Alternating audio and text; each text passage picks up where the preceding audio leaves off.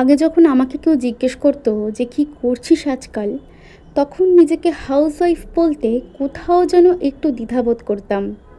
কিন্তু বড় হওয়ার সঙ্গে সঙ্গে বুঝলাম যে হাউসওয়াইফ হওয়াটা কিন্তু খুব বড় একটা প্রফেশন।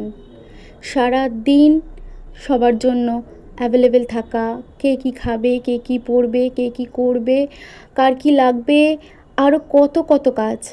এই এত বড় কাজ আর এত দায়িত্ব নিয়েও জীবনে কিছু করতে পারলাম না, এই কথাটা আমি অ্যাপ্রিসিয়েট করি না। হ্যাঁ, হাউসওয়াইফদের হয়তো মাসের শেষে অ্যাকাউন্টে স্যালারিটা ক্রেডিট হয় না, কিন্তু বাড়ির মানুষগুলোকে ভালোবেসে আগলে এত কাজ করাটাও কিন্তু কম গুরুত্বের নয়। আর এটা কোনো ছোট কাজও কিন্তু না। যারা আমার মতো হাউসওয়াইফ আছো তারা কিন্তু মনে কখনো ভেবো না যে আমরা কিছু করতে পারলাম না। আমরা আছি বলেই কিন্তু আমাদের বাড়ির মানুষগুলো সুস্থ থাকে, ভালো থাকে, আনন্দে থাকে।